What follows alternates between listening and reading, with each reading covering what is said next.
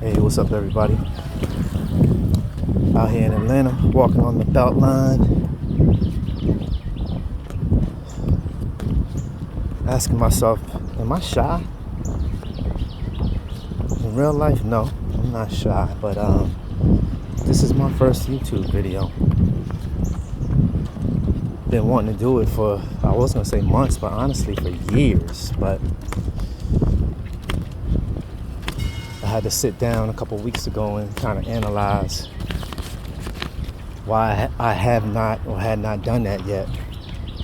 And I came up with some interesting takes after some self-analysis. So, pardon the angles. I think one of the things on that list was trying to get the right equipment. Was I going to sit at a desk, look professional and talk about one specific niche item? But that didn't really sit with me well. Bought a camera, a Nikon or a Canon. I think it was a Canon, thinking I needed that and that was going to spur me. That didn't do anything. It's just collecting dust at the house right now, even though I love photography and we'll probably get back into it a little bit soon, but you don't need that to start a YouTube channel from all that I've learned. So, but I just want to inspire folks. I also want to leave some type of digital form, footage of myself in this stage of life for my children and their friends and my relatives and others across the globe. I've been on this planet long enough now, so I definitely have some lessons for you. But let's get into some of the other reasons why I hadn't started a YouTube channel. And one, obviously, as you see the salt and pepper in my beard, I'm Gen X. And even though there's a lot of boomers that have started channels, typically Gen X, my generation, we watch and we see a lot of millennials and Gen Z, and like the internet and YouTube and all that is not for one specific era. But talking to a lot of guys my age, we kind of attribute selfies and taking videos and posting on YouTube and IG and Twitch and all these other forms as corny. It's like, what kind of grown man is going to be constantly posting about himself? Oh, you got some guys, see my man on the skates? Yeah, they out here in ATL. We'll leave it at that. But yeah, that was on my list, one of my line items. It's just being corny. But to me, I've invested in real estate and stocks and crypto and all this other stuff for some time now. And honestly, I think this has benefits. This is digital real estate, not the digital real estate of a couple of years ago where, what was that? What did they even call it? Buy a house next to Snoop Dogg and Leonardo DiCaprio somewhere online in the space universe, the digital universe, for $500,000. Like, come on. Now, may that become something someday? Maybe. That's not something I want to own. I don't care about Snoop Snoop is a good people. Matter of fact, he's like a third or fourth cousin. No disrespect to Snoop, but I'm talking about celebrities in general.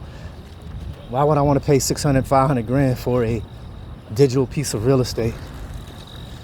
But making your imprint online digitally, I believe, is important for honestly, connections. Like coming out of Howard back in the day, working in Manhattan and in Jersey, old school, pre-phone, or when the phones first came out, there was no Instagram or Facebook or social networking. My goal was to get out, hit the after work spots maybe 2 times a week, hit networking events when you had the business cards, and or just a pen and paper, and try to meet 5 people a week.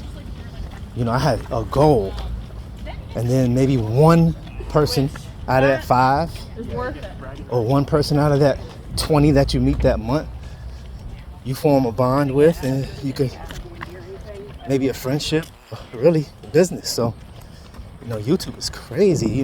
I see these folks and their channel grows.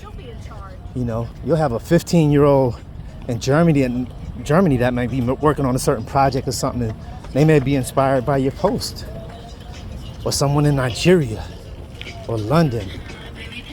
There's no barriers anymore. So to me, this digital real estate, it can be beneficial. I think the next thing was privacy. Another thing about Gen X heads, or men my age, particularly women too,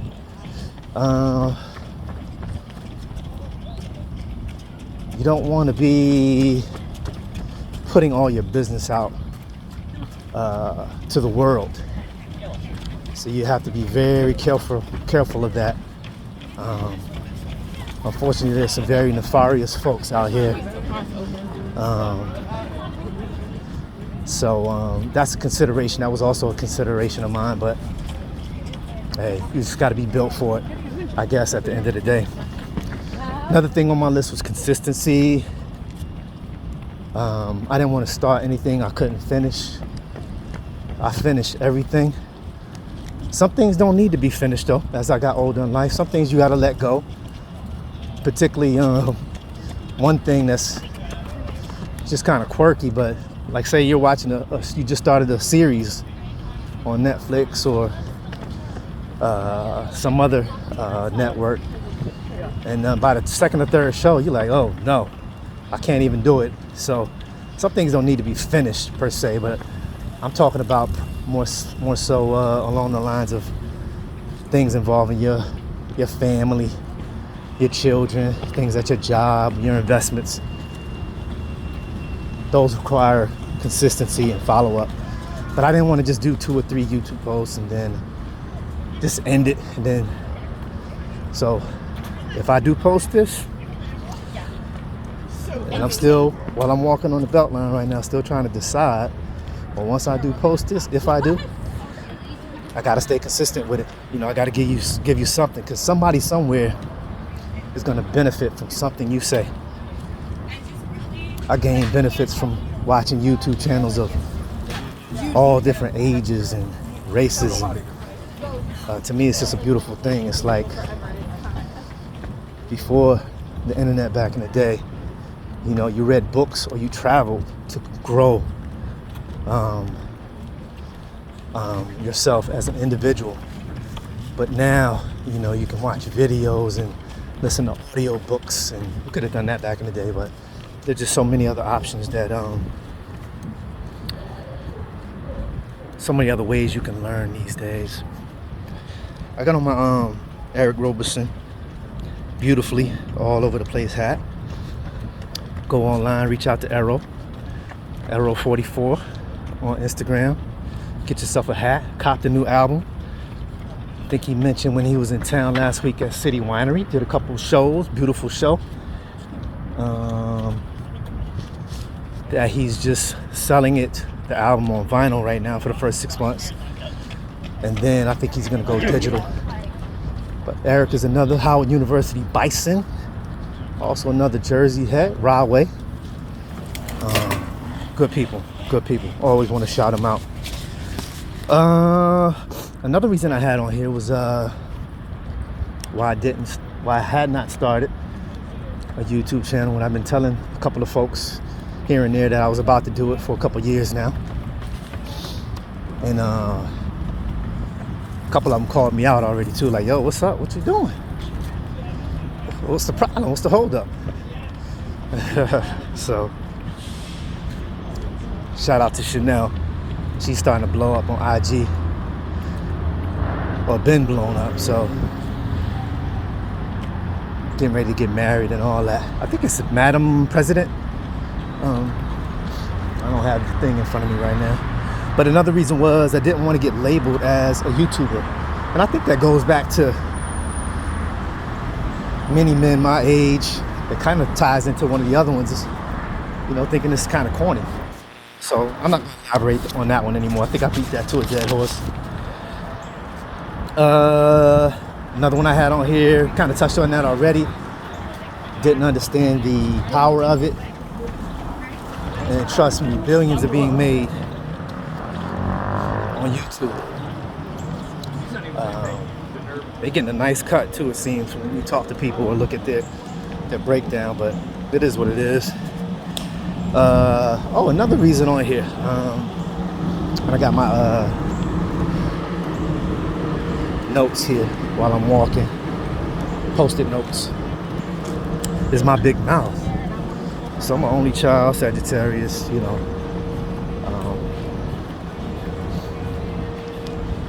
I don't know. I won't say I'm an extrovert. I don't like to be that guy that walks in the spot that I have to take over the spot. But kind of like an introverted extrovert. But I just have to watch what I say, and I've learned how to do that over the years. You know, I'm a father of 4, and also I'm still in the corporate world. I was gonna say unfortunately, but fortunately or unfortunately, you know, a lot of people don't have jobs right now. You know, working to be corporate free at one point. But you know, when you have a job or you have other responsibilities, you know, they say this is a free country and you can say what you want to say, but nah, you can't say what you want to say. What? Nah. So I've learned, you know, how to self-mute, or when you have to self-mute yourself, because everybody ain't ready to hear what you're trying to say. Not that what I'm trying to say is right all the time, but even if you are right, quote unquote, you still get pushback. I could say the sky is blue, and in the comment section of this, the sky is not blue. It's technically such and such. It reflects the water at 2.3 degrees and blah, blah, blah. You know, you can say anything these days. I've seen it on other people's channels. They say one little thing about water or air or something like random, not even part of the topic. And you got somebody writing a whole paragraph novel about what they said was wrong. So, but hey, if you post on YouTube, you got to be ready to take it on the chin. And honestly, I don't think I was before. I'm old school. You say something crazy to me, I'm like, okay. You know, in the past, not now. Y'all could say I got a big head or big feet or whatever you want to say. Anything, I'm good now. I'm past that point. But back in the day, as a lot of people, men in Gen X, okay, I hear you, tough guy. Let's meet up. We can discuss this in person, which is crazy, you know. You can't do that these days. Y'all crazy. Woo! Y'all get hot over anything. That's what also I had to calm down from my road rage. I used to have that. I guess that was a term for it back in the day. Yeah, that's a whole nother story. But that'll get people hurt.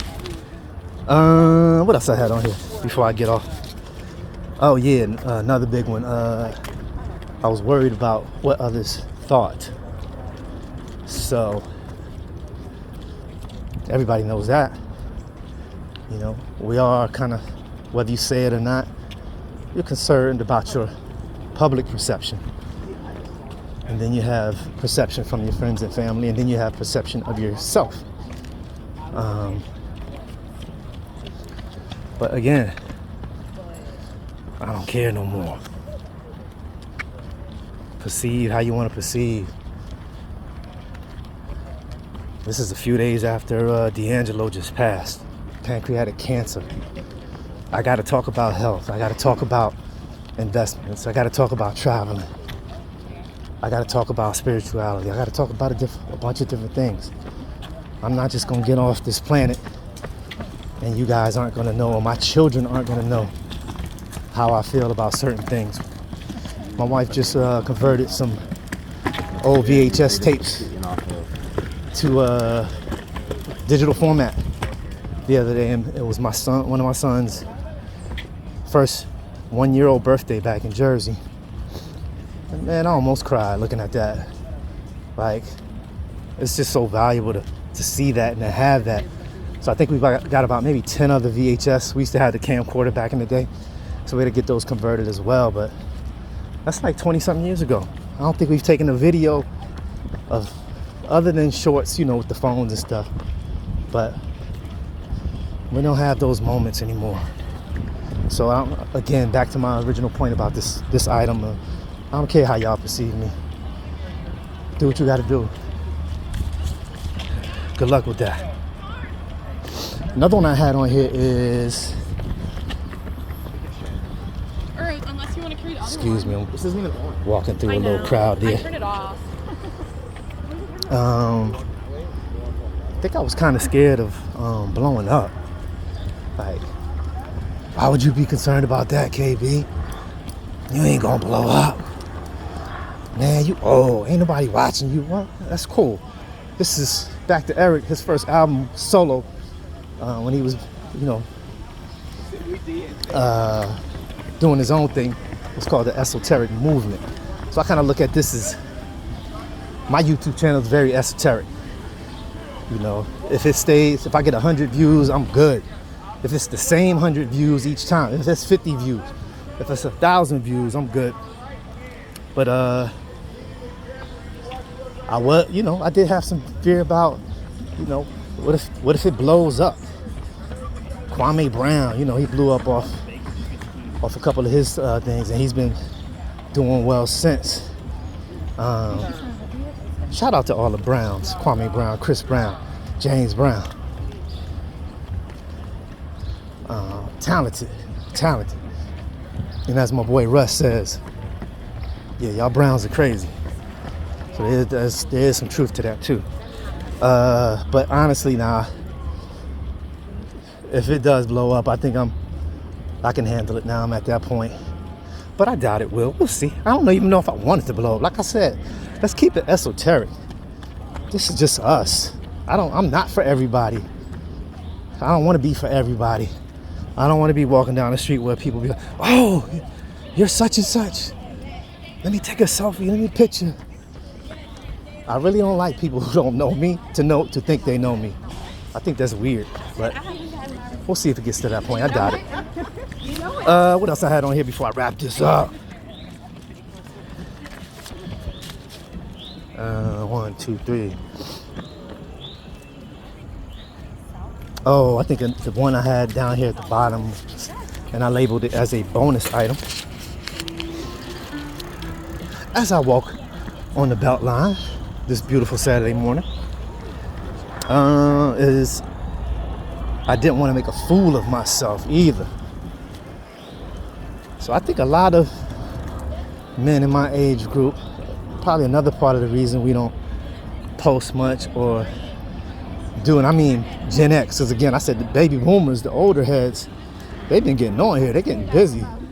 I love watching baby boomers, the older guys, talk about their experiences and any regrets they had and what they wish they would have did 20 years ago, 40 years ago. I learned so much from them. And I hope that if there's a 20-year-old or a 40-year-old watching this, or a 10-year-old, because I know when I was 10, I was reading the newspaper. Back in the day when we had newspapers, watching shows that you wouldn't think a 10-year-old would be watching. So I just think there's benefits to this. But again, I didn't want to make a fool of myself. I don't want to just come on here and run my mouth. I just want to share my experiences. I'm not here really to educate you, but I hope you do learn something if you're watching this or will be watching this. I'm not here to entertain you. As Joe Pesci said in that movie, you know, do I look like a fucking clown to you? Like, I'm not here to make you laugh. Got it. But of course, we want to be funny. We want to be witty. Men, you know, we want to be looking sharp. Anytime, you know, we take on an endeavor. But so now I'm not really worried about making a fool of myself. You know, they say there's editing. You know, a lot of people edit their videos, but I don't think I'm gonna be doing a lot of sitting down after I make a video and chopping it up and, you know, making it look smooth. I've learned over the past 6 months, maybe, just reading or watching videos of others, saying how that kind of smooth era is kind of played out now. People want to see like just realness. So I hope y'all still do enjoy things like that. It's kind of like music, you know. When you hear a lot of those top 40 or those super popular R&B songs back in the day, maybe 90s up. Before that, you know, when they had the instruments, it was great. But as soon as things went digital, the production on a lot of songs just sounded so polished and edited and tight. Like they just went over and over it, super engineered. And it was just too clean. Like, nah, I want some of those tracks to sound dirty, to sound muddy. You know, it's just a different feeling to your ears when you hear something real, and you know, to your eyes, and same thing when someone speaks. So I still got a little ways to go on my walk here. Rest in peace again to D'Angelo. Pancreatic cancer. It's crazy. 51 years old. It's crazy the amount of black men my age passing, dying is crazy. Nobody just seems to be talking about it. I heard he smoked and drank a lot, particularly more so smoked cigarettes. But who knows? I don't want to assume anything. No disrespect to his family. But nah, that's it. This is the first one. It reminds me of when they asked Jerry Seinfeld back in the day what his show was going to be about. And I think he was like, the joke was, it's about nothing. So, but it was entertaining. You know, whether you like the man and his beliefs or not, we're not going to go into that. But so hopefully I'll provide value to you. So his entertainment provided value. Hopefully some of the things I talk about moving forward will provide value to you as well. Take care.